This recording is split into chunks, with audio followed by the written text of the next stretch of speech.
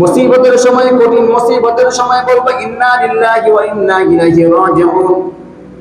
যদি কারো মাল চুরি হয়ে যায়, যদি কারো কোনো ব্যক্তির মাল চুরি হয়ে গেছে, এই মাল পাইতেছে না, যদি কোনো ব্যক্তি ইন্না লিল্লাহি ওয়া ইন্না ইলাইহি রাজিউন এই আয়াতটা যদি প্রতিদিন নিয়মিত পড়ে, অবশ্যই আল্লাহ তাআলা তার মাল ফেরত দিবেন।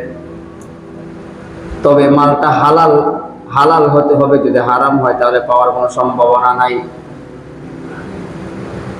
এই জন্য যদি কোনো মুসিবত আসে, তখন মুসিবতের সময় কি করবো? ইন্না লিল্লাহি ওয়া ইন্না ইলাইহি রাজিউন করব।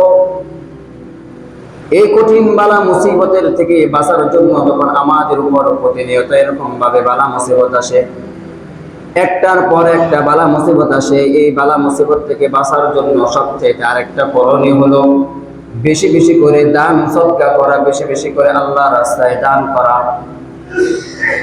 সদকার মাধ্যমে এরকম ভাবে আমাদের উপর যত ধরনের কঠিন মুসিবত আসুক, যত বড় আসমানি আযাব আসুক, ওই আযাব কি হয়ে যায় এই দান সদকা করার মাধ্যমে, দান করার মাধ্যমে আল্লাহ তাআলা তা মিটায় দেন।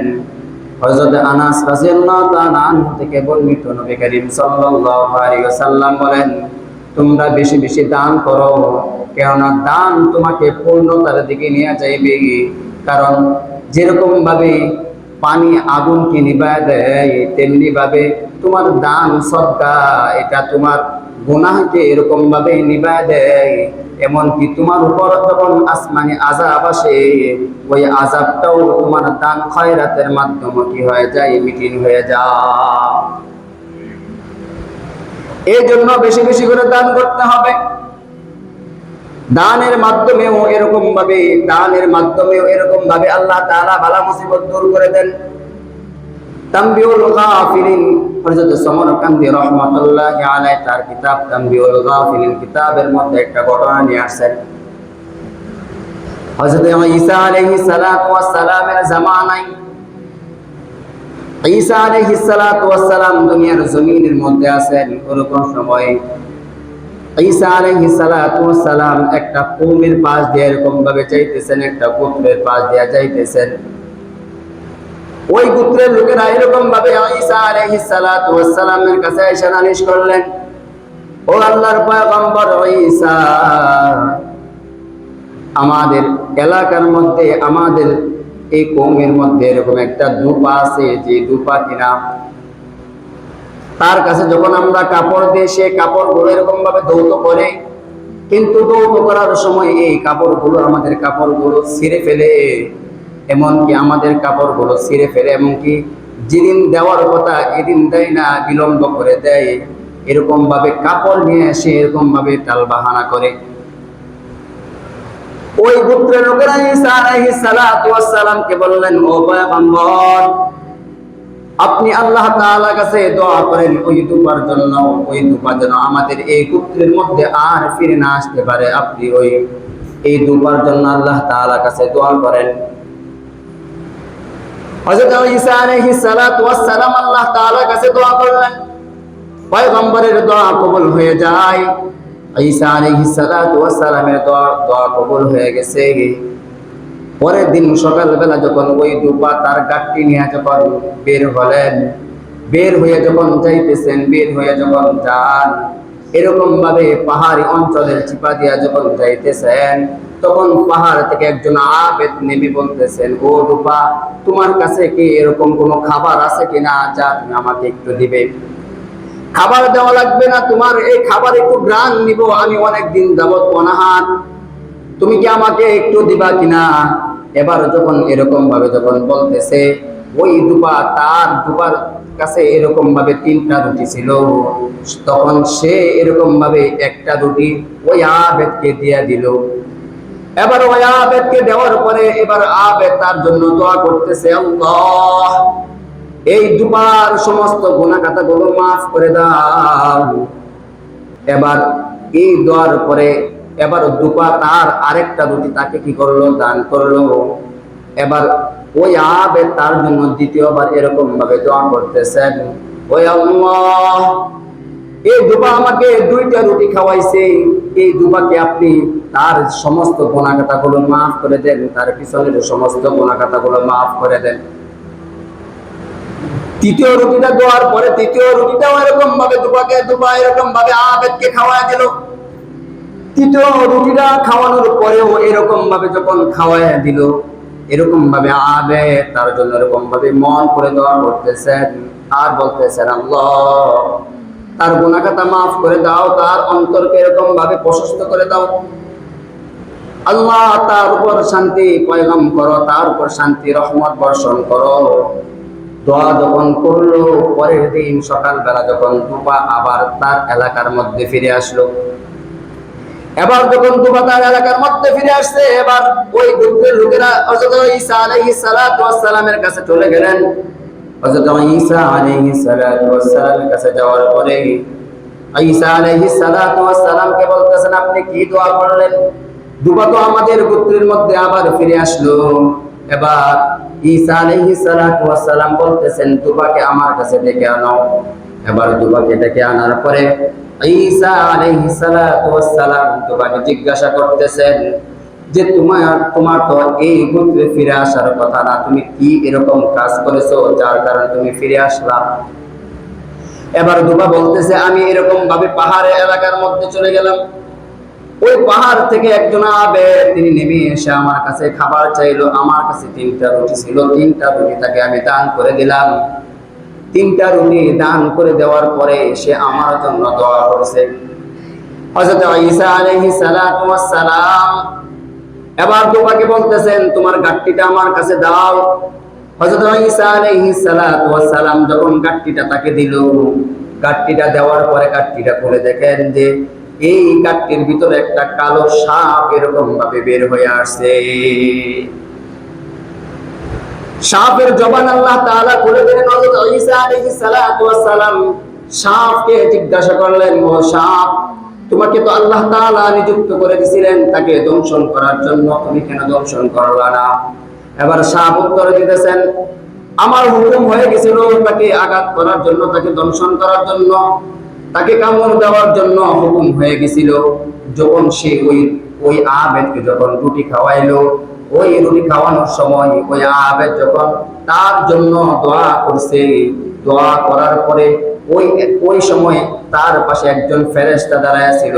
ওই দোয়ার মধ্যে ফেরেশতা আমিন আমিন বলছে, আল্লাহ তাআলা তার দোয়া কবুল করে নিছেন।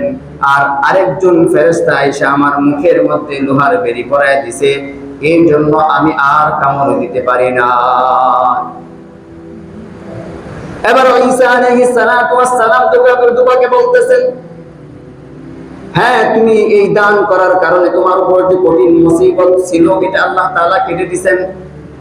দানের মাধ্যমে আল্লাহ তাআলা তোমার কঠিন মুসিবত কেটে দিয়েছেন। এবার ঈসা আলাইহিস সালাতু ওয়াস সালাম তাকে বলতেছেন, এখন তুমি আজ থেকে তুমি নতুন করে আবার আমল শুরু করতে পারো।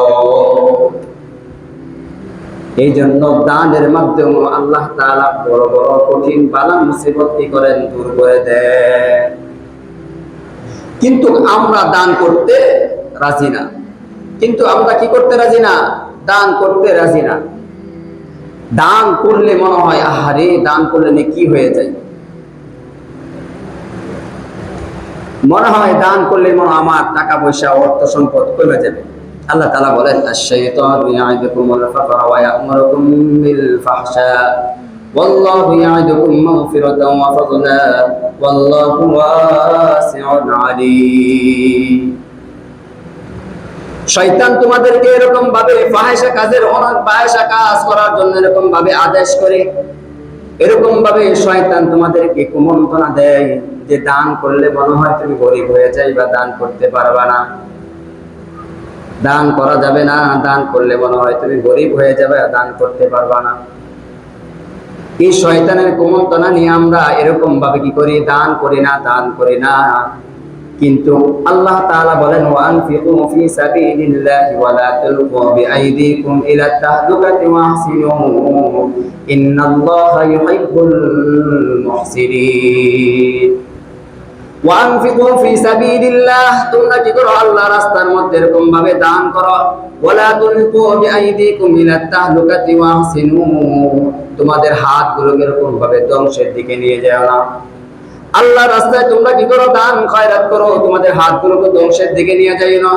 তোমরা এরকম ভাবে ইহসানিয়াত হয়ে যাও, কারণ আল্লাহ তাআলা মুহসিনদেরকে কি করেন? মহব্বত করেন। এই জন্য যারা দান করে তারা হলো মুহসিন, আর মুহসিনদেরকে ভালোবাসেন কে? আল্লাহ তাআলা। আর যারা দান করে না তারা মুহসিন না, যারা দান করে না তারা মুহসিন না। এই জন্য দান করতে হবে, কিন্তু আমরা দান করি না, কিন্তু আমাদের সম্পদগুলো এরকম ভাবে জমায় জমায় রাখি। আমাদের সম্পদগুলো এরকম ভাবে জমায় জমায় রাখি।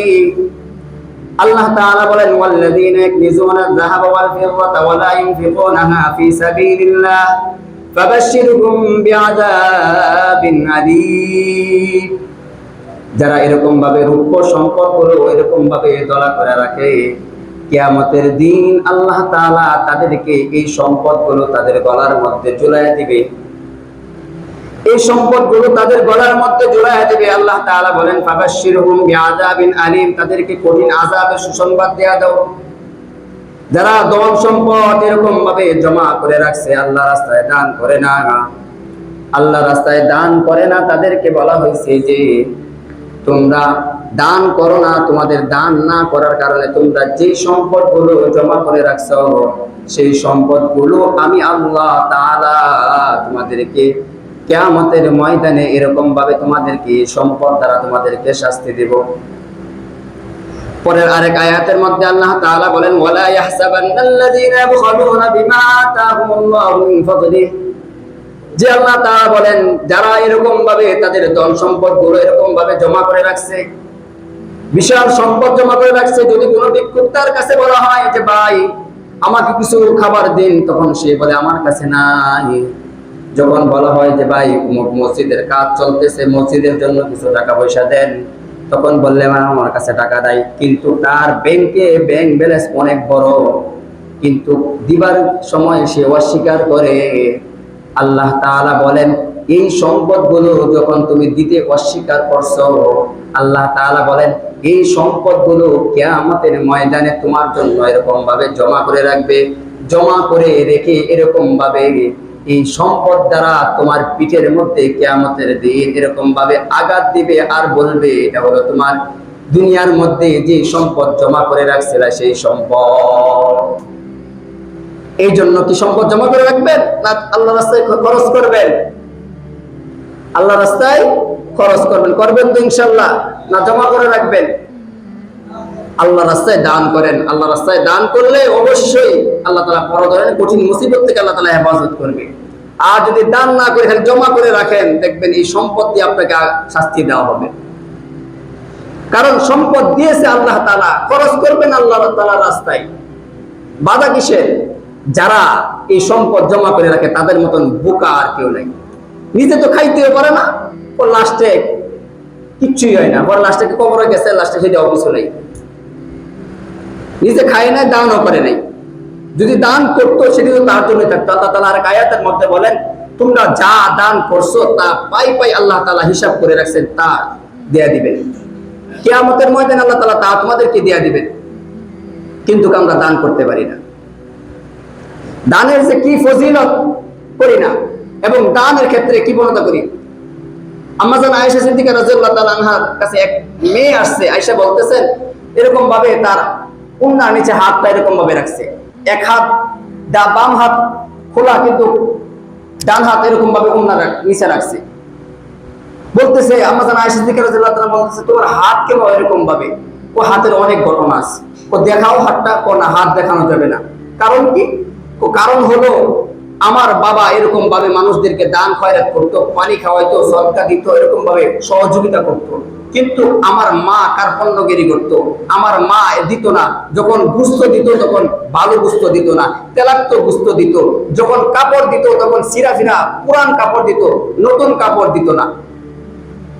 হঠাৎ একদিন রাত্রিবেলা আমি স্বপ্নে দেখি কিয়ামত কায়েম হয়ে গেছে। এরকম ভাবে যখন কিয়ামত কায়েম হয়ে গেছে, তখন দেখি যে আমার বাবা হাউজে কাউসারের পাশে দাঁড়ায় দাঁড়ায় মানুষদেরকে পানি খাওয়াইতেছে, আর আমার মা এরকম ভাবে পুরান কাপড় পরিহিত অবস্থায় লজ্জা এরকম ভাবে মাথা নিচু করে দাঁড়ায় আছে, এরকম ভাবে আমার মা বলতেছে পানি পানি পানি, পানি দাও পানি দাও। তখন এরকম ভাবে আমার মায়ের হাতে এরকম ভাবে চর্বি ছিল যেটা দিয়ে তাকে আঘাত করা হইতেছিল। তখন আমার মা এরকম ভাবে পানি চাইতেছিল, তখন আমি আমার মাকে এক গ্লাস পানি দিলাম। তখন আসমান থেকে এরকম ভাবে আওয়াজ আসলো যে এই মহিলাকে পানি খাওয়াইলো, তার হাত ধ্বংস, সাথে সাথে আমার হাতের মধ্যে গা হয়ে গেছে, ক্ষত হয়ে গেছে।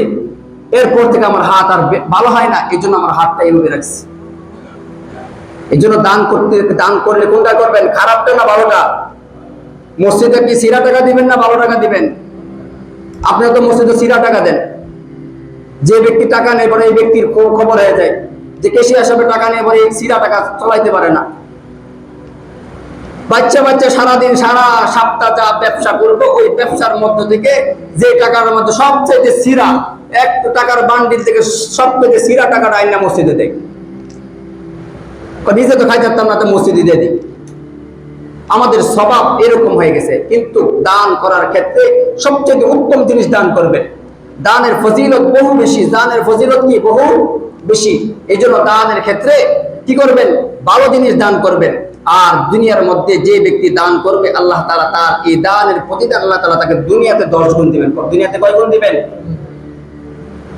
হযরত আলী রাদিয়াল্লাহু তাআলা চিনেন তো, নাম শুনছেন তো?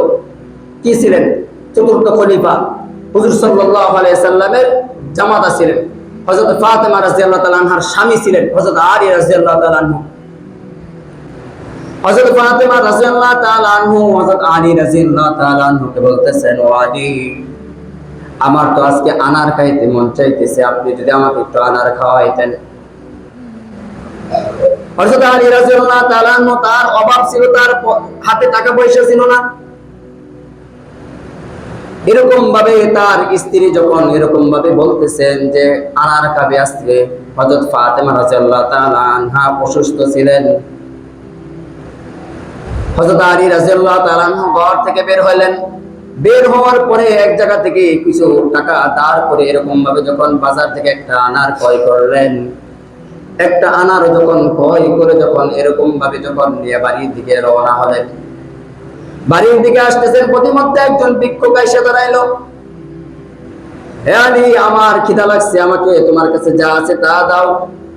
এবার হযরত আলী রাদিয়াল্লাহু তাআলা আনহু বলেন, একটা মাত্র আনার, এই একটা আনার আমার ফাতেমা খাইতে চাইছিল, এখন তাকে যদি দেয়া যায় তাহলে ফাতেমাকে কি বুঝ দিব?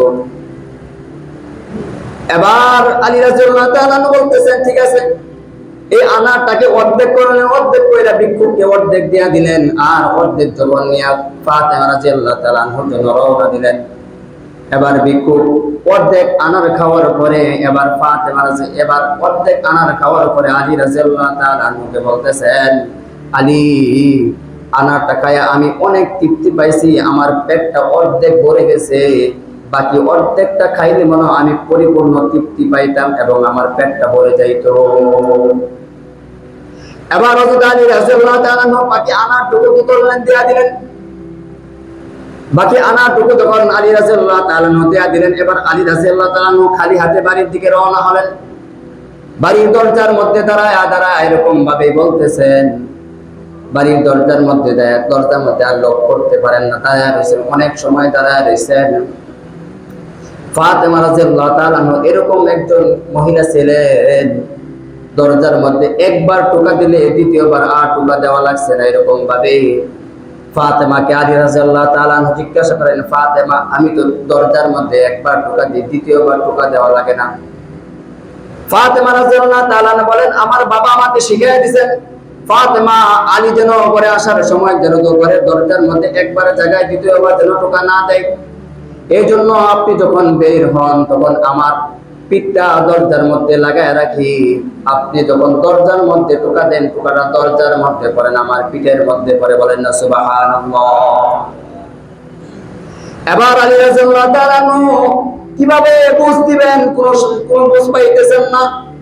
দরজার মধ্যে লক করলেন, ফাতেমা রাদিয়াল্লাহু তাআলা আনহা দরজা খুললেন, খোলার পরে মুস্কি হাসি দিলেন, মুস্কি হাসি দিয়ে বলতেছেন, যে মনে হয় আপনি আনার ব্যবস্থা করতে পারলেন না, কোনো সমস্যা নেই, আপনি ঘরে আসেন। কিন্তু আমাদের বিবিদেরকে যদি বলতো, আর যদি আমরা যদি না ব্যবস্থা করতাম, তাহলে বোঝা যাইতো দুই খাড়ের মধ্যে দুই ভাগ হয়ে যাইতো। কিন্তু কিরকম ছিলেন, কিরকম মহিলা ছিলেন, হাসি খুশি স্বামীকে এরকম ভাবে গ্রহণ করে নিলেন। এবার দুজনে দরজা বন্ধ করে দিলেন। দরজা বন্ধ করে দিয়ে যখন তারা আগের ঘরের মধ্যে যখন রাত্রি যাপন করবেন, এরকম সময় ঘরের মধ্যে কিছুক্ষণ পর হযরত সালমান, বৃদ্ধ একজন সাহাবী সালমান ফারসি রাদিয়াল্লাহু তাআলা আনহু আয়েশা দরজার মধ্যে লক করতেছেন। এবার আলী রাদিয়াল্লাহু তাআলা আনহু বলতেছেন যে দরজার মধ্যে এখন কে? তখন আলী রাদিয়াল্লাহু তাআলা আনহু দরজা খুলে দেখেন সালমান ফারসি রাদিয়াল্লাহু তাআলা আনহু। এবার সালমান ফারসি রাদিয়াল্লাহু তাআলা আনহুকে জিজ্ঞাসা করলেন, আপনি এই টাইমে কেন? বলতেছেন তোমার জন্য কিছু হাদিয়া নিয়ে আসছি। হযরত সালমান ফারসি রাদিয়াল্লাহু তাআলা আনহু তাকে হাদিয়া দিলেন। হাদিয়া দেওয়ার পরে সালমান ফারসি রাদিয়াল্লাহু তাআলা আনহু হাদিয়া তিনি গ্রহণ করলেন। গ্রহণ করার পরে তিনি গুনতেছেন আনার, একটা একটা করে যখন আনার গুনে দেখে এই ঝুড়ির মধ্যে আনার 9টা, তখন আলী রাদিয়াল্লাহু তাআলা বলতেছেন, ও সালমান ফারসি, এই হাদিয়া মনে আমার জন্য না অন্য কারোর জন্য? কারণ আমার জন্য যদি হইতো তাহলে নবী করিম সাল্লাল্লাহু আলাইহি ওয়াসাল্লামের হাদিস যে দুনিয়ার মধ্যে যদি কোনো ব্যক্তি একটা জিনিস দান করে, তাহলে আল্লাহ তাআলা তাকে এর বিনিময়ে 10 গুণ সওয়াব দান করেন। 10টা জিনিস দান করেন, তাহলে এখানে 9টা মনে হয় আমার জন্য না অন্য কারোর জন্য। এবার সালমান ফারসি রাদিয়াল্লাহু তাআলা বলেন, তার চাদরের তল থেকে আরেকটা আনার বের করে এরকম ভাবে আলী রাদিয়াল্লাহু তাআলা আনহুকে দিয়ে বলেন, আলী, আমি তোমার ঈমানটাকে যাচাই করার জন্য এরকম ভাবে এই কাজটা করলাম, অন্য কোনো আমার উদ্দেশ্য ছিল না। বরং তুমি আল্লাহ তাআলার যেই বিধানটা, ওই বিধানের ক্ষেত্রে তুমি অনর, যে আল্লাহ তাআলার যে নির্দেশ, ওই নির্দেশের ক্ষেত্রে তুমি অনর, যে আল্লাহ তাআলার রাস্তায় একটা দান করলে 10টা আল্লাহ তাআলা দান করে। আনার খাওয়াইছেন কয়টা? একটা। দিছেন কয়টা? 10টা। খাওয়াইছেন একটা, দিছেন 10টা। এই জন্য দুনিয়ার মধ্যেই আল্লাহ তাআলা দান এবং সদকা করলে, দান এবং সদকার বিনিময়ে আল্লাহ তাআলা কয় গুণ দিবেন? দুনিয়ার মধ্যে 10 গুণ দিবেন। আখিরাতে তো আছেই, আখিরাতের মধ্যে আল্লাহ তাআলা আপনার জন্য এই দানের বিনিময়ে আল্লাহ তাআলা একটা বিশাল ইমারত গড়ে তুলবেন, বিশাল একটা বাড়ি বানিয়ে দিবেন আল্লাহ তাআলা দানের বিনিময়ে। যে বাড়ির নিচে একটা নহর চলবে, জান্নাতের নহর, দুধের নহর চলবে। এরকম বাড়ি পাওয়ার আশা আছে আমাদের? যদি আশা থাকে তাহলে বেশি বেশি দান করবেন তো ইনশাআল্লাহ। তাহলে এই যদি দান করেন, যদি দুনিয়ার মধ্যে যদি 1 টাকা দান করেন, তাহলে এর বিনিময়ে আল্লাহ তাআলা 10 গুণ দিবেন। আর যদি এই দানটা যদি আপনি রমজান মাসে করেন, তাহলে 70 গুণ পাবেন। 70 গুণ আরো বেড়ে যাবে। এই জন্য আমরা দান করবো তো ইনশাআল্লাহ। দেখেন, আমি একটা বিষয় আপনাদেরকে বলি যে আমাদের অত্র মসজিদে 2তলা কাজ চলতেছে। অত্র মসজিদে 2তলা কাজ চলতেছে। যে কাজের মসজিদ মাদ্রাসার কাজগুলো এরকম ভাবেই হয়। এগুলো কাজের ক্ষেত্রে কোনো ফান্ড থাকে না, বেশি টাকা পয়সাও থাকে না। কাজ যখন চালু হয়ে যায় তখন আল্লাহর রাস্তায় এমনি হয়ে যায়, হয় না? মসজিদের কাজগুলো এভাবেই হয়, সকলের সাহায্য, সকলের দানের মাধ্যমেই এই কাজগুলো হয়ে যায়। তো এই জন্য আমাদের অত্র মসজিদের কাজ চলতেছে। এই জন্য যেই যেরকম পারেন, আপনি যদি চান যে আজকে আমি এই মসজিদের মধ্যে 1 বস্তা সিমেন্ট দিব, যদি পারেন 1000 টাকা দিব, যার যতটুকু সামর্থ্য আছে সামর্থ্য অনুযায়ী আমাদের মসজিদের মধ্যে দান করবে। যেহেতু দ্বিতীয় তলার কাজ চলতেছে, অনেক টাকার প্রয়োজন। যে টাকা ছিল ওই টাকা শেষ। এখন যদি আপনারা যদি দান করেন তাহলে কাজটা একটু সুন্দর করে করা যাবে। এই জন্য আপনাদের দানের হাতগুলোকে এরকম ভাবে প্রশস্ত করেন, বাড়াইয়া দেন, মসজিদের ক্ষেত্রে বাড়াইয়া দেন।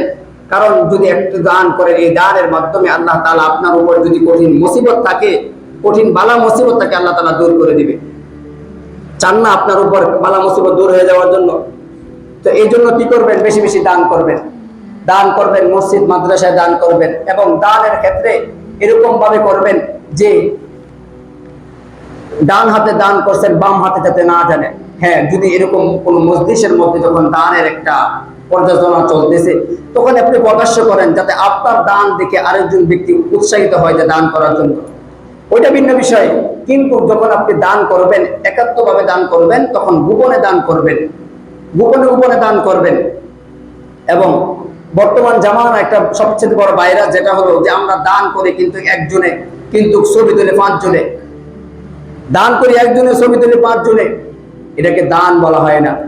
এই দানের জন্য এটাকে আরো বড় গুনাহ হইতেছে। আপনার মুসিবত যা আওয়ার ছিল 1 মাস পরে, এটা 1 মাস আগে এসে বলবো যদি এরকম দান করেন। এই জন্য দান করবেন গোপনে, দান করবেন মসজিদ মাদ্রাসায় এতিম মিসকিন যারা আছে তাদেরকে দান করবেন। এরকম ভাবে দান খয়রাত বেশি বেশি করবেন। আল্লাহ তাআলা আমাদের সবাইকে বেশি বেশি দান করার তৌফিক দান করুন, সকলে বলে আমিন।